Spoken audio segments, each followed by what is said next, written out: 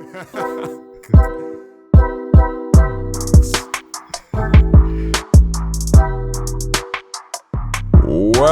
to the TriniTechCast. It's episode number 87 and it is the 10th of the 20th, 2024. No, the 20th or the 10th. Whew, I see. That would check out if you have people in the US. Yes, correct. Yeah. All right, yes, the 20th of October, 2024. It's beginning to look a lot like Christmas. My name is Andre Charles from makeITsimpleTT, and this is my host, Akeem there. He's from Redbit_Tech.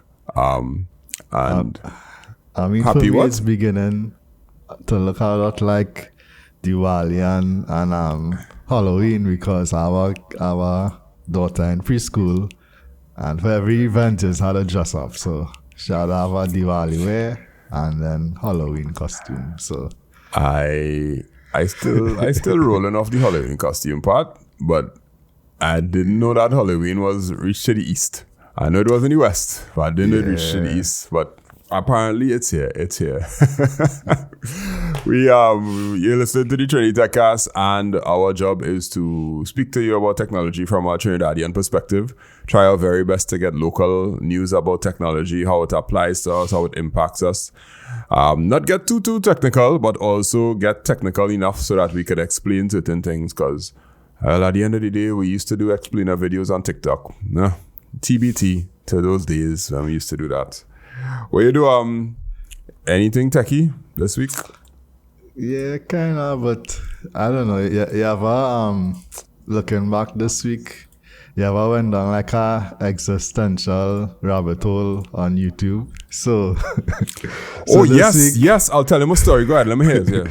Yeah. This week is like, the more you look at it, the more it start coming. So this week, I can't remember how it started, but start looking at quantum physics and like quantum entanglement and all of that, and then it move into like black holes and the Big Bang and all of that, and then it eventually it was skipping a lot, but it had all of that in between: time, gravity, dimension, string theory, all kind of thing, right? Eventually it reached to like dark matter and dark energy, and then it's like dark matter and dark energy make up 95% of the universe, and we don't really understand anything about it. So it's like, all right, 95% of the entire universe we don't know anything about. And after that, I was like, let me get on that. I'll come back to this. I understand you totally. And then you ask yourself, how did I get here? But you know exactly how you get here, because you knew you was going down a rabbit hole, but you just kept going. Yeah, I do that at time. I had a vacation. Probably, would have been before COVID. I started watching TED Ed videos. Mm-hmm. And TED Ed videos. It started. Yeah, for real, it was a TED Ed video. Okay, it started and then it... Yeah. Them TED Ed videos. No, we had ChatGPT, so I was like back and forth with ChatGPT. Asking questions, yeah. So it started off with a TED Ed video that I watch about sound or sound vibrations or some kind of thing like that, and I end up reaching to how aliens might be speaking to us via the vibrations and the trees picking it up, but we can't understand it. All kind of trippiness. And I was like so intrigued. I tell you, I learn all about your eardrum and the coccyx and all them kind of thing. So that rabbit hole, that YouTube rabbit hole, is a real thing. I don't know if I'll ever use the knowledge. However, somewhere along the line, I might pick up something that makes sense. Yeah. So like you understand string theory? To extent. I mean, when you start to look at things like quantum physics and the whole quantum world, a lot of people who actually study it can't really explain it fully. So it's like an area that real theoretical, so... Yeah. I remember an article I saw the other day about a quantum computer and how somebody from Japan claimed that they could decipher the latest RSA encryption or something so that the Pentagon does use, however. And then somebody do a video and it was like, no, it can't, because you cannot trust a quantum computer yet. And I was like, yeah, he's so right, because you really can't trust a quantum computer because it have no error correction. It have no way for you to do when you're sending bits on a network, you'll do parity checks and error checks, right? Yeah. Or something like that. Yeah, with a quantum computer, you can't do that because you literally do not know what state the bits are in until you try to measure it or look at it. Yeah, that exactly. videos I was looking at that came up too. You have a look at, I think it's Wired, where you'd have like an expert and then they would talk to like a child, a teenager. Yes. Quantum computing come up too, so that was one of the stuff. That was I could explain quantum computing in a theoretical sense of what it intends to do. But I also understand why it's so hard to actually implement it, because it can't be trusted like 1 or 0. It's not black and white at all. And that's the issue. Okay, that's nice. YouTube rabbit holes, boy. For all those of you who've been down a YouTube rabbit hole, we know. Yeah, and all Einstein equations and expand it, and it's like as you just said, when I actually gonna use this knowledge, what I mean, you never know, you might come across somebody who went down the same rabbit hole. Yeah, a little dinner party and they sit down eating over some puffs and pie. Shout out to who's the man from a man tell me I should not call Edinburgh 500 in the list of places that you don't go to sell a car. What's his face? He live there. Yeah. Your son in down the valley, the man property. It's like, I live in here my whole life, boy. What are you talking about? Yeah, it's not Samuel. It's can't remember the next fella. Nah, Papa. well, His name is Papa. Expose where he live in. His name is Papa on Instagram. You know who Papa is. But big up to the Edinburgh 500 people there. But I still not selling anything to anybody unless it's in a police station or a mall food court. Had to be a mall food court in the center. Or not the definitely probably not. Not anyway, I don't say which mall. All right, okay. There are some malls you probably don't want to do transactions. I would just say that. All right, let me talk about it. So today's show, episode 87, we're going to talk about, do we shop online too much? There's an article that we found that says that the government making a good piece of change. I mean, in the grand scheme of things, it's probably not that much money, but it's enough money to show that online purchasing is big and it's a forex issue. And we had to talk about the pros and cons of the online purchasing, and if the taxes get worse, will we still do it? I think maybe, but we'll talk about it. Work from home is 3/5 done, according to the Minister of Public Administration.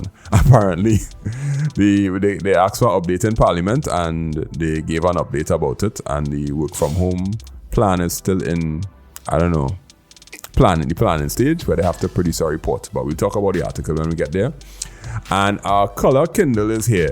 That's the international article, because we normally do the 2 local and then 1 international. Why a color Kindle now?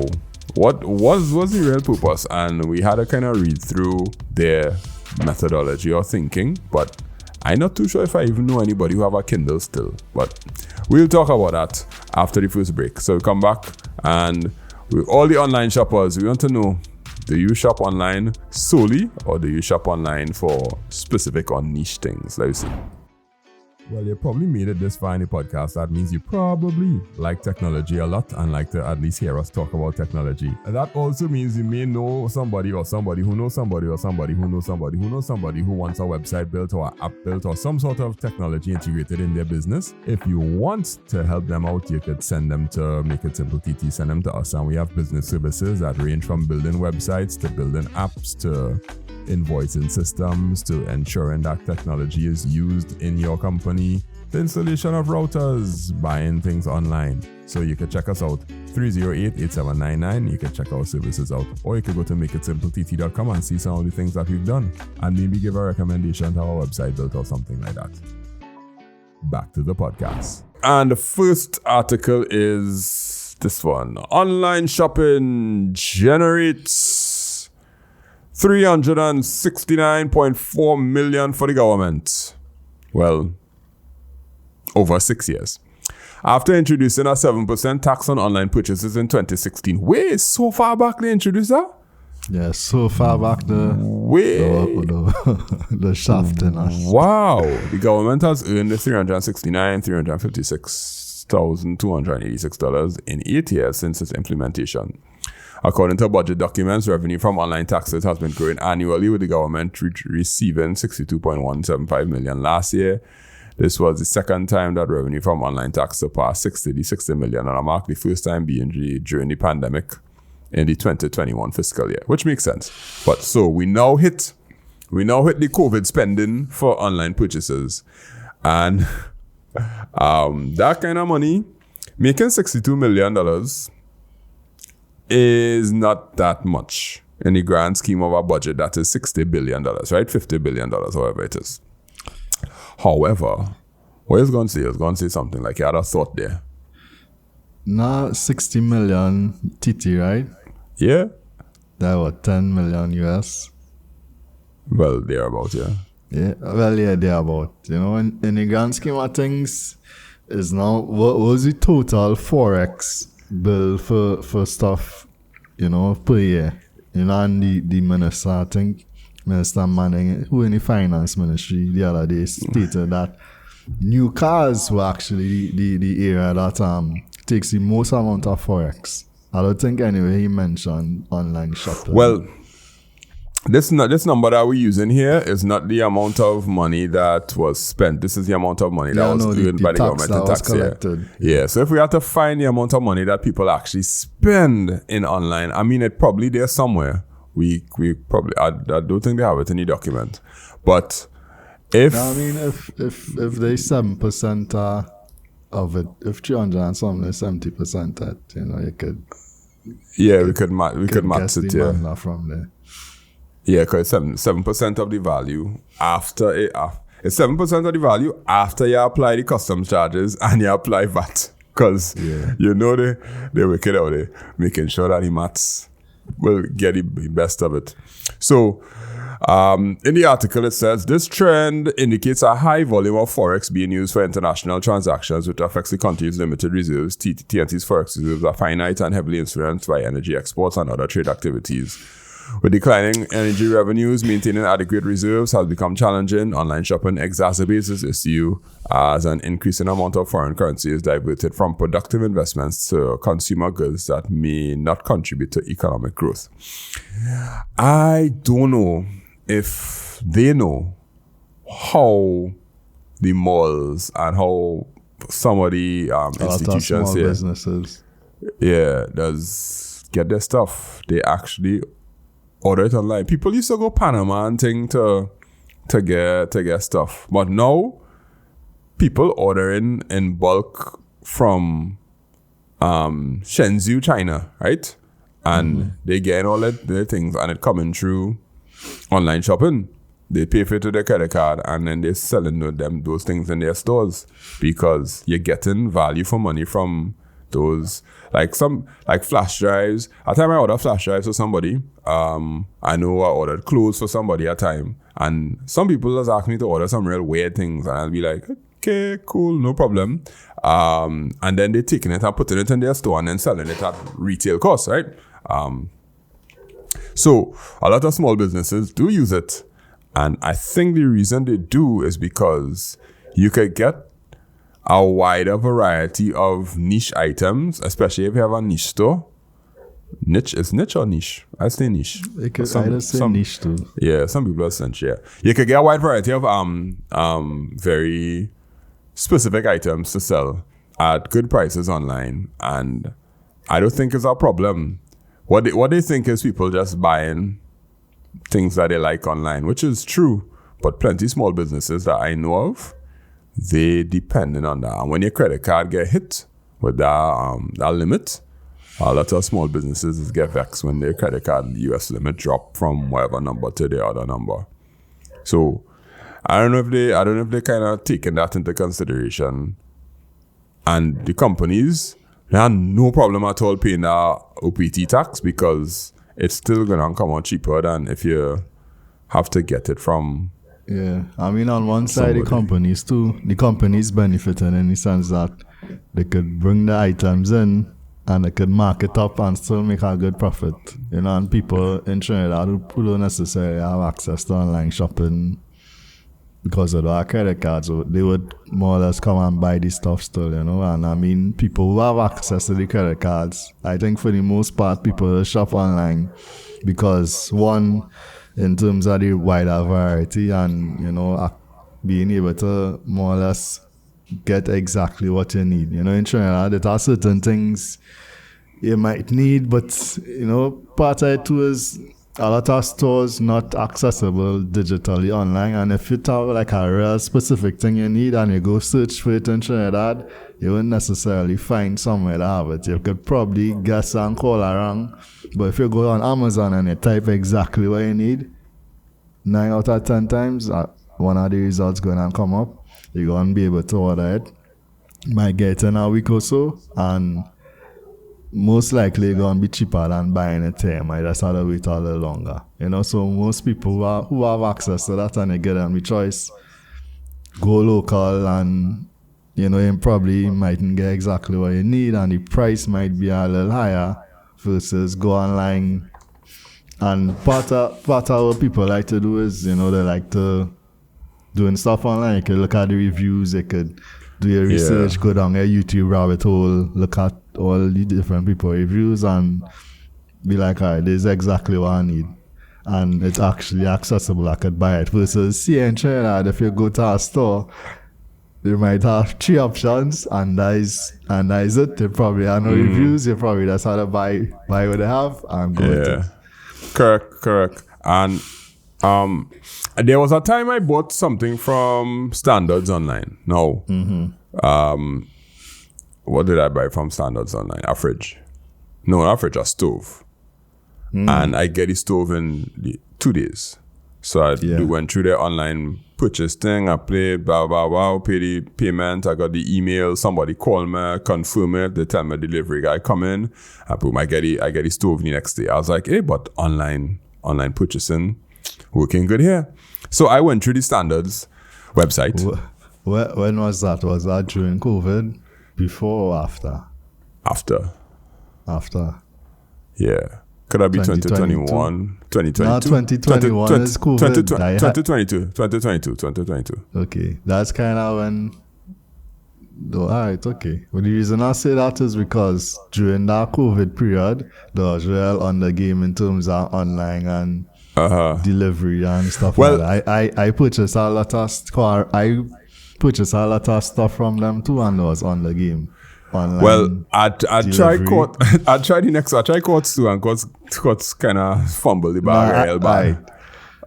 And I was like, I don't want to say anything, but that's say I prefer Standards over Courts. Yeah. So I went out, and then I was like, okay, let me see what else they have. And I ordered some other things. Like I ordered some tile tags for you to like find your phone or find your device. I ordered that just for fun. I'd say a Bluetooth speaker, and the Bluetooth speaker was, I mean, the price was more than it would be on Amazon. However, I knew I was getting it in 2 days, and I did that also, and I got it in 2 days. So I was like, hey, we could do this online shopping thing. It's possible if they were fair in their pricing and the delivery time and whatnot. I don't have to go in the store to get it. Until I had to buy a washing machine. And they told me I have to go to the warehouse to pick it up or pay $250 for them to... For delivery? It wasn't for delivery. Free? No, the delivery wasn't free. And this is after buying the stove. This is after buying other things, delivery or thing. And they was like, no, it's either you go to the warehouse and pick it up or you pay for delivery. And you had to pay for delivery in cash when they come to deliver it. During COVID, that is when I bought my house, and before my living situation, I always used to rent, and everywhere I rent was fully furnished. So my house, I had to buy everything. bed, stove, fridge, washer, whatever. And everything they deliver. I buy a lot of stuff in Standards. I buy very, very, very, very little stuff in Quartz. And I buy some stuff in Ashley's. And all of them, that was in 2021. Yeah. 2021, 2022, early 2022. All of them, they deliver everything free. So I guess it is probably because of COVID. You were still in that kind of COVID period. Could be. And I think I'd had ordered a stove for somebody and I had them deliver it to the person and they delivered it to the person. But I told them, when I registered, I said, put this person's number in the comments to call them when they deliver, but they keep calling me and telling me that they have a stove. I asked them to say, no, that stove is for somebody else, boy. Go on, no boy, but deliver it up there. However the case is. So the online purchasing thing here, I have no problem, honestly, if I could order something and get it in 2 days. Again, I think it's certain things, because I'm not going to buy a fridge or a stove on Amazon or whatever to come to Trinidad. But like you say, time for you to build a new PC. You're going to source them parts in Trinidad, or you're going to look Amazon and get exactly what you need. Like you said, it had a store in Trinidad they could buy. I don't know, they could buy stuff. And they delivering? I'm not sure it has stores like that in Trinidad. That would deliver computer parts. No, they might deliver, but the delivery might be on a because they have O-Deliver and some other delivery companies that you could use. Make it sense for them, and they do work.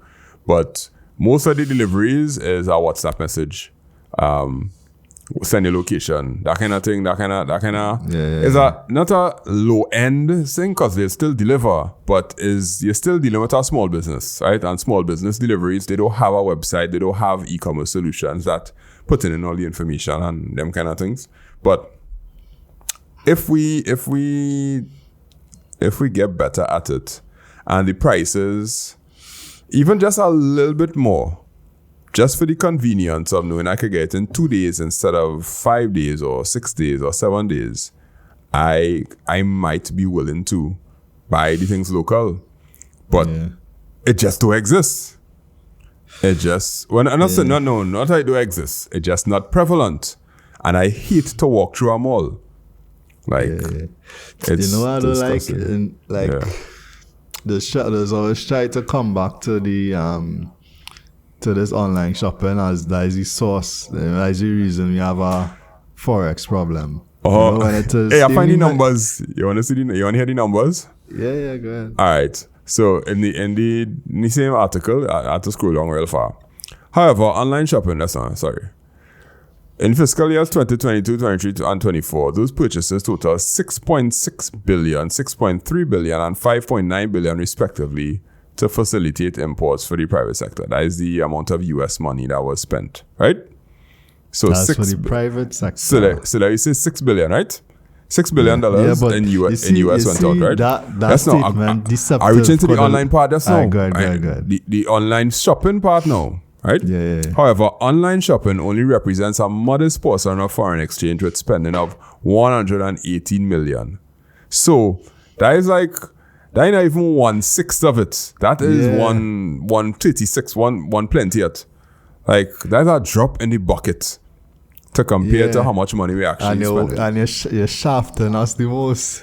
Yeah. You know? Like, you wanna hear what it says. Sectors like manufacturing, motor vehicle importers, food distributors, and large retailers typically utilize much larger amounts of forex, though many manufacturers are net earners via exports. So you want to shaft us people who want to shop online by dropping all the credit card limits like crazy and all of those things, and shafting the motor vehicle importers, the food distributors. I don't mind the manufacturers. As I say, the manufacturers, they could bring in forex, but as I was going back to the point to the minister, right? That same motor vehicle thing, he tried to blame the citizens for wanting new cars. It's like, why only want so much new cars, or all the demand for the new cars is what forcing us to give the new car dealers all the forex versus, you know, we distribute the forex a little more evenly, you know, just get all the new, right? If all you cut the supply to the new car dealers, right? And you don't think people will buy less new cars and you'll have more forex, you know, to go around somewhere, but you know, they more or less saying, yeah, all these new cars, we have no choice but to get them all the forex. Call it, you know, the demand. Yeah. But, so what they're trying to do is, what is it? Now the whole forex thing, cause looking at the what you call it, the health, the stabilization fund, what you call it, the HSF. Yeah, the HSF, yeah, Heritage and Stabilization Fund. The Heritage and Stabilization Fund, right? In June this year, they withdraw around 200 million US from it. Mm-hmm. And that was the first time since COVID they withdraw so much money from it. You know, so we clearly have a problem, and it's like, you know, then they're trying to put the blame on this, but you know, it's leaking in other places, and I don't know. I just think you need to have something in place, because it can't just be that every year they already cut the amount of money you could get on your credit cards last year, I think, and before that they cut it at least 2 or 3 years before. So they can't just keep reducing people limit, because just now, like we said, they reduced it to $1,000 or $2,000. Right now it's $3,000 with Scotia. If they reduce it to $2,000 or $1,000, say it's time to, if you want to travel, you go on a trip, and it's you and your family, you can buy, how you buying a ticket, how you paying for a hotel, how you know. Correct. Yeah, that's true. You had to do it right before the maturity date. Yeah, and then do it right after the date. That's what one of the bank people tell me at time. It's like, okay, your limit renews on this date, so you have to make one purchase on this date, and then it will renew the next one and the next day. Yeah, and like that's how it's work the system. I was like, this system. You know, it's our next way to work the system if you could have multiple credit cards. Which I know people not saying that I do, but yeah, if you are a bank and you come and tell me I could get a credit card from you, I taking it. Yeah, just because of that. Yeah. I taking it because I have a lot of people can't say this or be in this situation, but I've already secured a house. I've already sorted out plenty loans in life and them kind of things, so that's a blessing. And if I have credit cards, it has nothing that's going to stop me from, like, they'll make me have to cancel your credit cards because of your car get this or your car get that or that kind of drama. Yeah, I taking it because it will add up somehow. If you get 500 from this one or 600 from that one, but 3,000 I was talking to somebody a few months ago working at the bank, you know, and say there are a lot of people just get around it, you know, and have multiple cards, you know, but next thing, they start limiting the amount not by per card but like by per person. It's like how 3 cards, but but how you ain't gonna that madness. But I mean they could try all kind of things, but at the end of the day, I am pro local shopping if it makes sense. If the amount making sense, I don't have a problem with it. You just have to be able to deliver to me. And I'll be able to use e-commerce and get the things I want. And I'm quite all right. I don't think I need to shop online. It's just that there are certain products that I would much rather get online because I can read the reviews and I know. But if it's something that I know that I need. So let me say, I just ordered printer ink, right? I have a Epson EcoTank printer. I ordered a printer ink. It cost me $300 for the bottles. I'm selling that thing for $600 in here, way. Well, and that's something I've idea that day too, I like $600 for the ink. No, don't do that. If it was $350 in Trinidad, I'd buy it. And they deliver it to me, I would take it. So I went to buy, the fridge just have a filter, the water filter. Yeah. So normally I buy it on Amazon, right? And it's work out to be like around 300 TT after you done clear it and shipping and all that, right? Sometime I went to a store, like a appliance store, and I was like, how much will I filter there? It was like $650. Yeah. And that's not cool. That's not cool at all. And the worst part is sometimes you just go to some places, right? You go to some stores and they tell you that they have to bring it in. Yeah. Bring it in, basically. They had to order from Amazon. And when you hear the price, they're charging you to bring it in. Yeah, and you like, it wasn't no small store. It's a established store. Right? Yeah. It's an established store that was like, $650. And I was like, I can literally bring this in and sell it. Yeah. They're making 100% profit.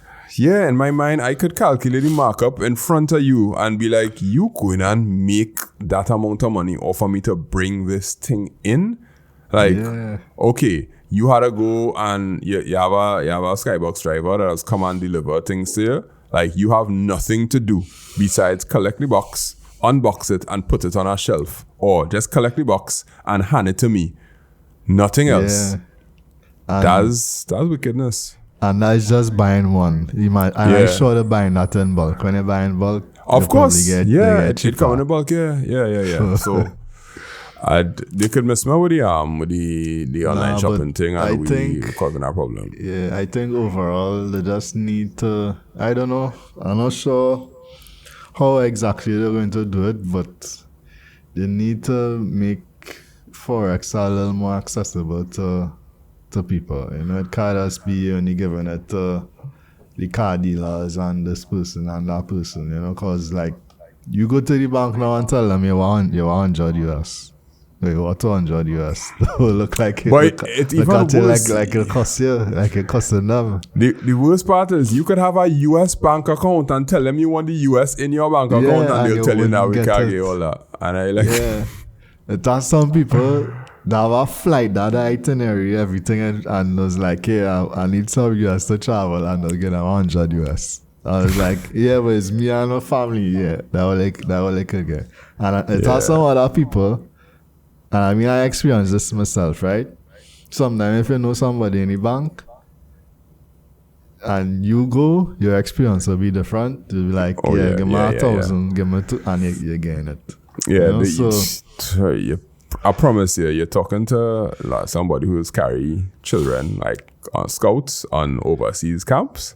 I know that system where you're sending a parent to the child passport and you're using the children tickets to get a little bit because the children can't get as much as the adults, and then you had to get parents to go who work in any bank, all kind of thing. Yeah, you are totally correct. Yeah, your mileage may vary. Have a special list. If you name on that list, like mileage may vary. Yeah. But if you're on the other side of it, you'll be happy. But if you're on the bad side of it, you ain't too happy. And I don't think it shouldn't be like that, man. Especially given the history of this country. It really shouldn't be like that. All right. Let me go on there. It was supposed to be on a good note, but we end up on a sour note. But let me talk about work from home in the government service, because apparently they have reached 3 out of 5 steps. 3/5 there. Yeah, 3/5 there. We'll be back after the break. Right now you're listening to Training TechCast, and more than likely you know that I love technology a lot. But more so, I love teaching technology. I'm a CSEC IT and CAPE Computer Science and IT teacher, and I have classes that are available. So if you know any student that's looking for quality CAPE Computer Science or CSEC IT classes, you can check us out at 308-8799 on WhatsApp or makeITsimpleTT.com/register. You can get classes, notes, recordings, IA, SBA help, everything that you could think of that will get you that one in CSEC IT. So you can check us out. Back to the podcast. So watch this article here. We back after the break, y'all. Work from home policy to be completed next year.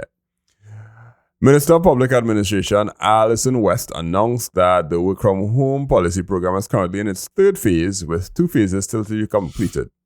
She noted that those phases are expected to be completed next year between January and March. West was speaking during the Standing Finance Committee in Parliament yesterday. Last year, the government announced a remote work policy for public servants. So here's what she said exactly. In responding to the question, West said the contractor was engaged in January of this year and the contractor started working immediately. It's a 5-phase program and they are at phase 3. So we expect that in the first quarter of 2025 calendar that they will be completed with their report. She said the minister also stated that the project was being done by PwC, PricewaterhouseCoopers. So it was projected that $2 million would be spent. Only $1 million was spent. Now we have $500,000 allocated for 2025. And yeah, it was a 5-phase project. They didn't say exactly what it is. I don't know if there is a website that shows what. Actually, no, it's probably like it's a contractor. So you wouldn't know exactly what they're doing. Those 5 steps is just laying out the strategy on how to do it and actually implementing it. Correct. They'll be completed with their report. So the statement says they'll be completed with their report.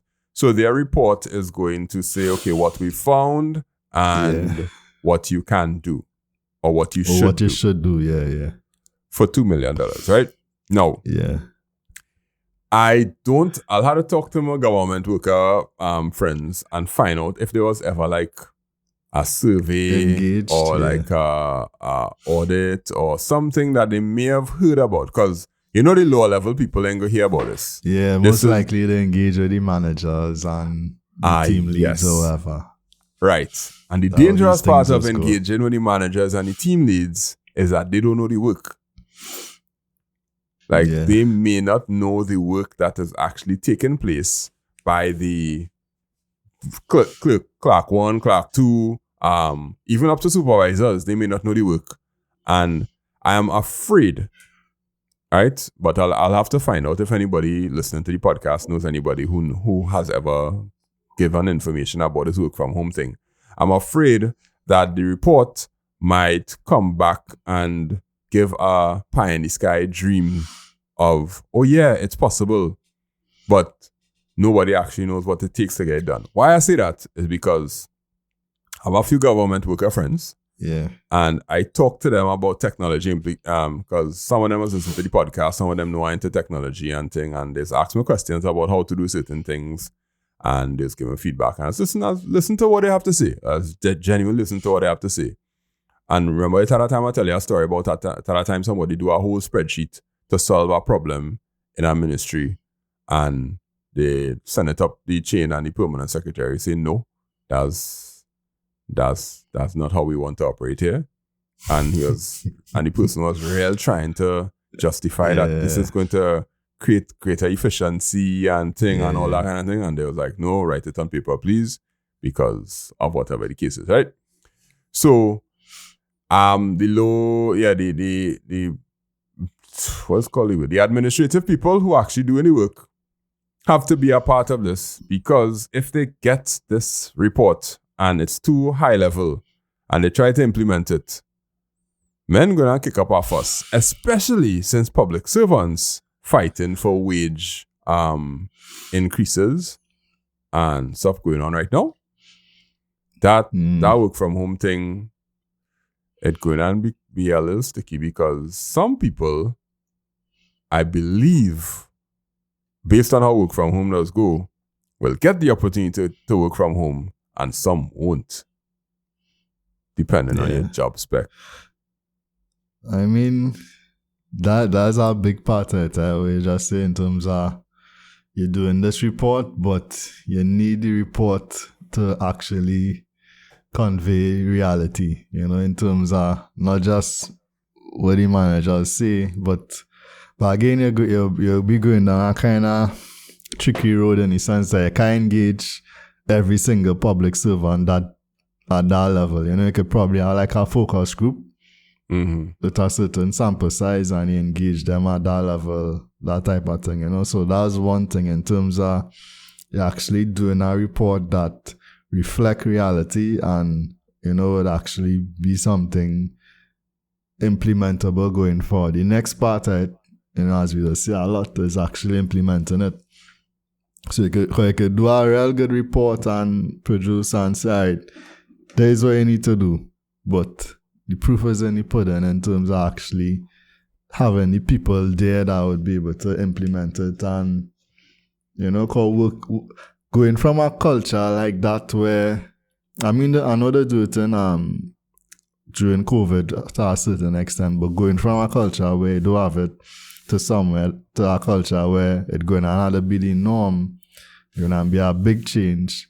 And, a culture where you already have a lot of inefficiencies, in terms of whether it be culture or whether it be the way people work, or as you just say, in terms of doing things via paper and all of that, right? Yeah. They're going to need, because you can't be doing things via paper and the person not physically there to hand it to, you're going to have a whole lot of change involved there.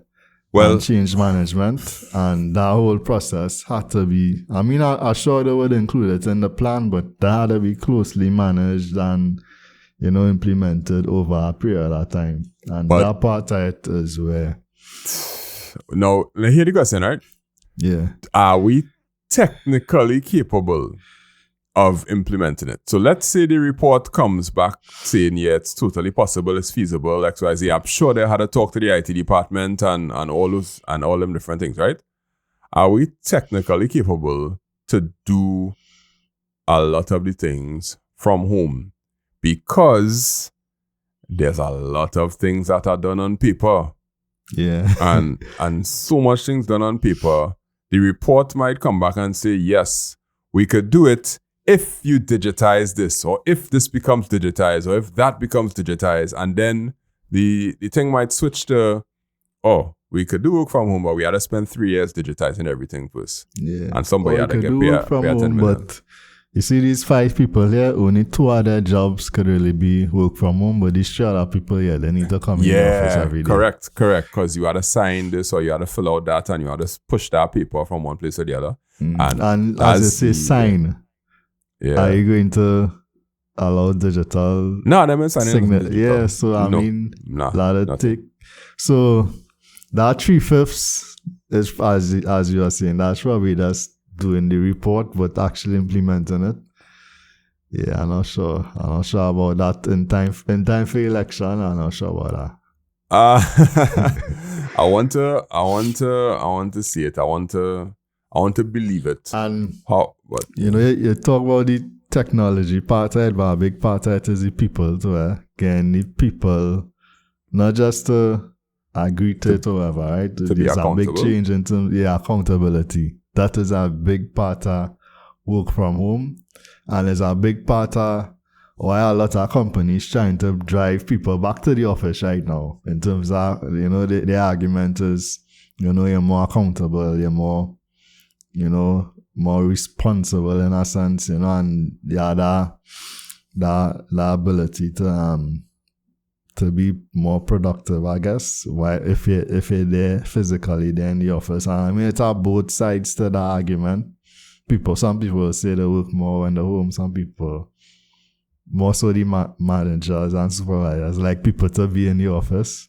Mm-hmm. So the whole people aspect of it, and the managers too is a whole new style of managing people, Sometimes just physically being there, somebody might see the manager walk in the room or see that, and they would be like, all right,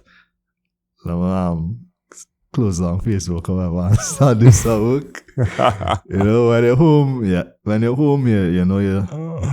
unless they're going to install certain software on the machines or whatever, and that's on all machines at home. That's a whole new area laptops. That the technical people going to need to manage in terms of asset management, making sure this laptop, if it join the network, it has proper security in place and all of that. Yeah. So when you're at home, you're probably more likely to do stuff on your laptop that's not work related. Correct. So that's our next aspect too. No, but we normally take real long to do things. So is this work from home policy too late, or has the bus passed? Because the other companies, bigger companies internationally, them done ride the bus and turn it back already, and we know try to get on the bus. We now putting out our hand to stop the bus. Yeah, only big companies, Facebook, Microsoft. You probably had to look at because those companies wouldn't really be comparable with government. You had to look at the federal agencies in the US, so the government services like the DMV and IRS, or like the UK too. Look at the UK probably closer to us in terms of government. Look there and see what work from home policies they have, what does work, what don't work, how to implement it, how long it take. I'm sure these consultants will be doing stuff like that. Oh yeah. I'm sure. I'm sure that they will do the job. I'm just not sure what the outcome is going to be and how the report is going to be implemented. Because as they asked in Parliament, could you provide this meeting with an update if this policy is closer to execution? And execution, nah, I ain't too sure. I wouldn't feel too confident about it. But I've seen private companies do the work from home fairly well, fairly streamlined, and people quite okay doing it. I know a few friends, well, not friends, but acquaintances who working from home for years now. Not like you. I talking about like this is in insurance companies and thing. Yeah. They working from home and executing their job fully from home, and nobody batting an eye at working. So I guess they have more motivation because they'll get bonuses at the end of the year. So their bonuses will be linked to their performance. And if you met all your KPIs and thing for the year, well, your bonus will be more because that is just a meritocracy kind of vibe now. Yeah, so, and that's night and day with public.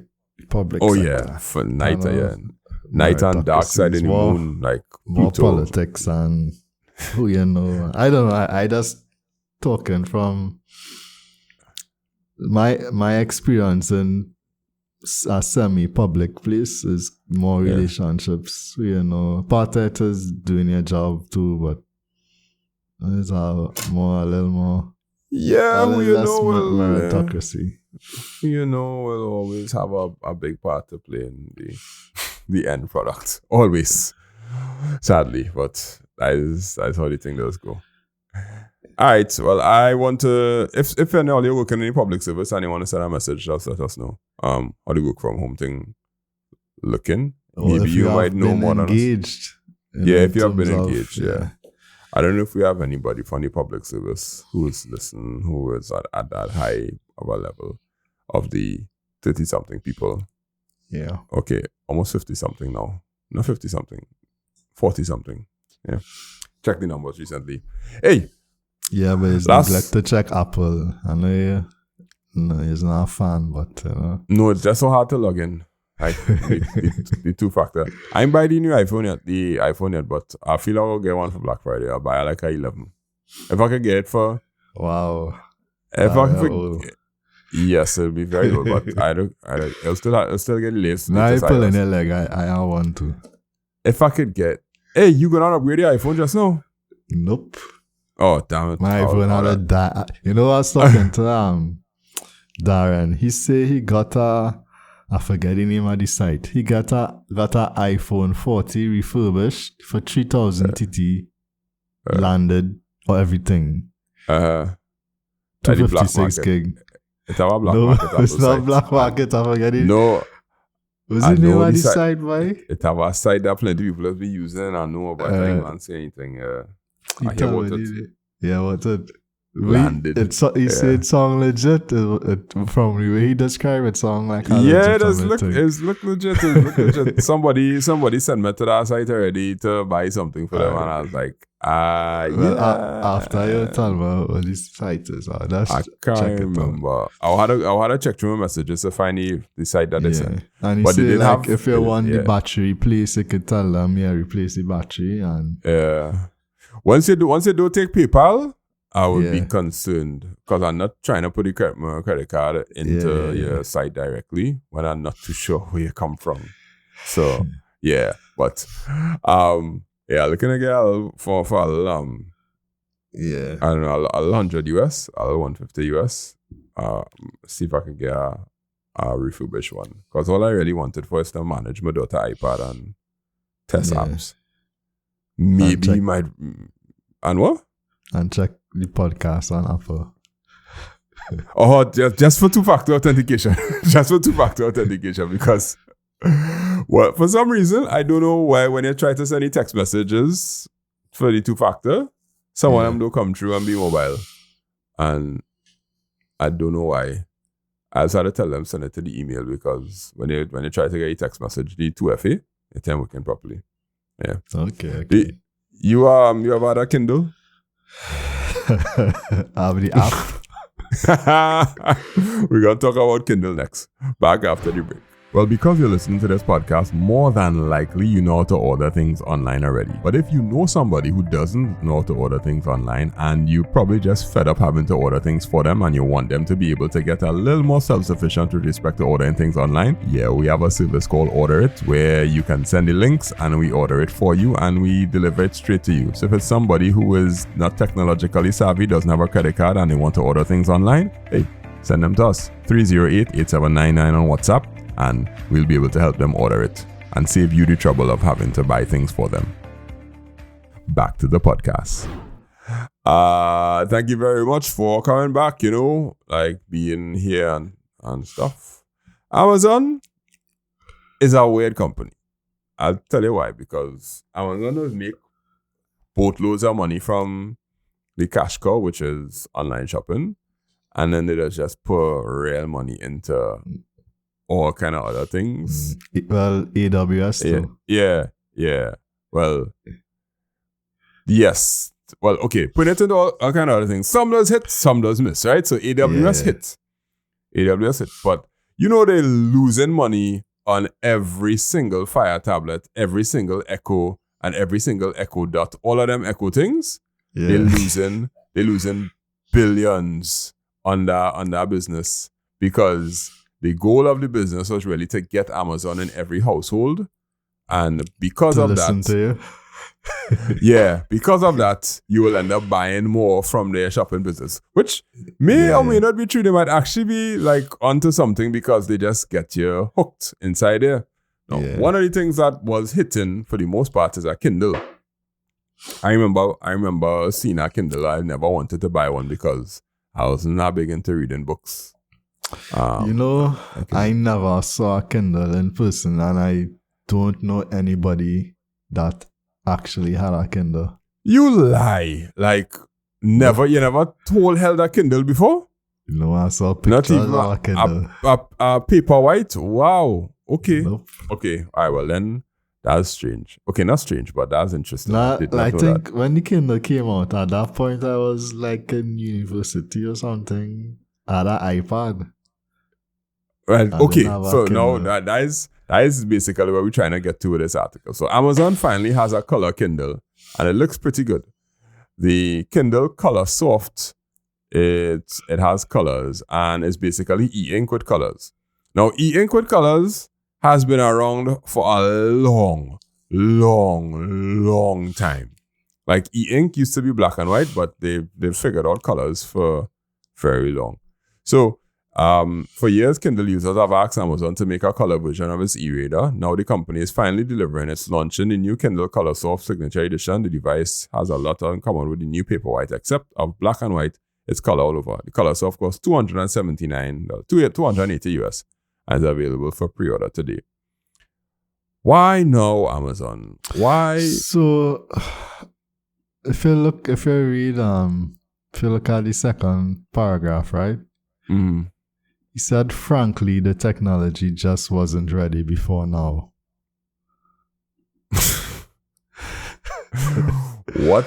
What could not be ready about e-ink? Like, there's nothing So yeah, I'm not technical sure about what it. he mean by that. I doubt he'll make that statement without it actually having a reason. I don't know. Like something in terms of how the books does be stored or downloaded or processed or something. I don't know. No, well, there's ways to do the black and white, the e-ink black and white. It's like that's a kind of chemical reaction that just move tiny bits on our screen. So it's almost like a LED screen, but it doesn't use the same chemical thing. So with color e-ink, you have to use actual pixels, but it's the same concept. Just I'm not sure why he would say that. So here's the next thing. All the things you think about with Kindle, high resolution, long battery life, fast page turns, good fluidity, we weren't willing to sacrifice those. The goal was to offer a color screen that still looked just as good as the paperwhite and black and white. And he's convinced Amazon got there. It's 2024, but I don't know. Yeah, but like, what? I mean, why would I get a Kindle if you have an iPad, you know, like, or a phone where you could just install the Kindle app and have access to the book? And I mean, like, most books are already black and white, unless you know there's a child and a reader. Yeah, really. Actually, the only thing I color is the cover, right? Yeah. So I mean, I could probably say it will get better resolution, or you might see it a bit better. You know, it might look more rich, but then what a Kindle Fire for? Yeah, in a sense, when you're reading a book, you just want to see the words and read it. Like a Kindle, this thing is 280 US. A Kindle Fire is 50 US. Yeah. And Gena, why would you get this instead of a Kindle Fire? Yeah, like if somebody gave me a Kindle, I'd be like, what? I don't feel insulted. We get like a Kindle dedicated to read a book. And this is not in any way trying to make book readers feel like, you know. No, like if you look to my left, I have like 10 books here, right? I rather you buy me a physical book than buy me a Kindle reader. It's so weird, but apparently it's a big thing, and these people real raving over it, and people happy for it and things. But is this one of the things that Amazon has that not making any money? Yeah, I mean a lot of tech companies just do stuff like, well, some of them just do stuff like this. We know Google notorious for real misses. They have quite a bit of hits, but they have a lot of misses too. Amazon, what you call it, the fresh grocer, the grocery thing where they were fresh, yeah. Where they was lying about going in to get the items. Yeah, so I mean, I think this will fall into that category. I don't think having a colored Kindle in 2024 is like a big feat of innovation. Good for them. Hey, let me look to wrap up. But before that, yes, Elon Musk explaining why it's hard to launch rockets because everybody fighting him, boy. Everybody fighting poor Elon, boy. You can't win out here. You can't win. Yeah, he's sad to say. I got a bunch of sort of nutty stories, you know. Some of them are, I guess, like, kind of funny. There's, we had to do this. SpaceX had to do the study to see if Starship would hit a shark, and I'm like, it's a big ocean, you know. There's a lot of sharks. It's not impossible, but it's very unlikely. And said, well, you have to, you know, this is, I think, from National Marine Fisheries, one of the, you know, NIMF it's called. You know, they were like, well, you have to do the study on whether you can hit a shark. We're like, what? And then we said, okay, fine, we'll do the analysis, and then, well, can you give us the shock data? They're like, no, we can't give you the shock data. We're like, okay, well then we're in a bit of a quandary. How do we solve this this shock probability issue? And they said, well, we could give it to our Western division, but we don't trust them. And I'm like, am I in a comedy sketch here?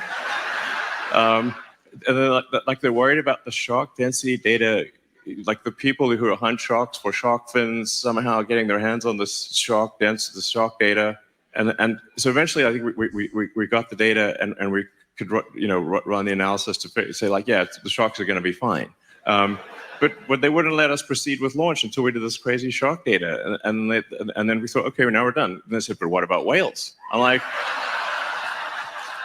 when you look at a picture of the Pacific, what percentage of the surface area of the Pacific do you see as whale? Because I look at a picture, honest. Why talk like he's a stand-up comedian and shit? He like Dave Chappelle or Trevor Noah or somebody I like. No, what he's saying is totally true. Regulators in the US have a lot of power when it comes to frustrating different things.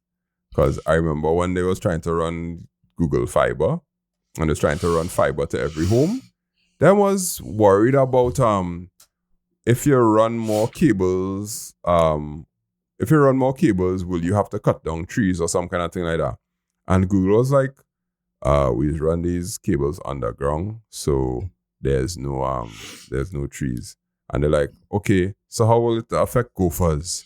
And all kind of environmental people have a say for all kind of weird stuff when it comes to implementing technology. And I don't think regulation should be so regulators should have the ability to frustrate technology so bad. However, caring for the environment does matter. But oh gosh, hitting a shark when your rocket land on a space pad, and that's I mean the EU would say the back to the far with all the regulations. The EU and the regulations, at least they have justifications and documents and white papers or whatever it is to back up why they're doing what they're doing. But US regulators, they just be like, yeah, I don't want you to succeed, so I'm going to frustrate you as much as I can. Yeah, I mean, the next one where they had, same SpaceX, where they had to they call it kidnap, but they had to take seals, like baby seals, and put headphones on them with sonic boom songs or something, the acoustics, and try to determine if the seals was stressed or if it was affecting the seals in any way, the launching of the rockets. And it had a picture with the seal, you see with the seals with these headphones and whoever strapped to them to try and see if the sound that's abuse. That's abuse. But so it's not just the how all the red tape and the bureaucracy is like something. Blue tape. Once it's in the States, it's blue tape. Yeah, it's a feature of government around the world. It's a feature. Yeah. All right, y'all. Time for us to wrap up. And thank you for making it to the end of the podcast. For the 12% of y'all that make it all the way to the end, we appreciate that you made it here. We spoke about online shopping. Do we shop online too much? Our conclusion was that no, we don't. Please stop it. Or make shopping locally better. Make shopping. Oh God, you're going to make me say something. I'm going to say make shopping great again. All right, we'll hear about you. When you're going? You're going up in December? All right. Yeah, no, after. You might storm the capital. Work from home is 3/5 done. 3 out of 5 of the phases are finished, so we'll hear about work from home soon, hopefully, and what they actually plan to do if they want to do it for the government service and what it will look like. And our color Kindle, we struggling to figure out why our color Kindle matters, and it doesn't matter that much. But if you are a Kindle user, don't worry. We don't think you're bad. We just think that we haven't seen much people ever use a Kindle, and Akeem never even see one physically in his life. At least I've seen one. So thank you very much for listening to the podcast. You know the drill. If you like the podcast, share it with people who know. makeITsimpleTT.com/TriniTechCast, or you can just share it on Spotify, share it with whatever. If you know a techie person from Trinidad and Tobago or from the Caribbean or with Caribbean roots, they could come here just to hear how bad we are, or maybe how good we are progressing. Yeah, how and be like, progressing. Maybe you should come back home. We have a database. I don't know we about have a that. database. All right, you can find me at makeITsimpleTT on the interwebs anywhere, and you could find my co-host on this podcast on a Sunday, on a Wednesday, published on a Wednesday, and ever so often he may just be seen doing a video on LinkedIn. Okay, not LinkedIn. Sure. LinkedIn is where you get the invitations to go to places. Yeah. I know this. So we go on there. We'll see you next week. Hopefully we have someone used to talk about, because technology is a thing in Trinidad. Hopefully. We go on.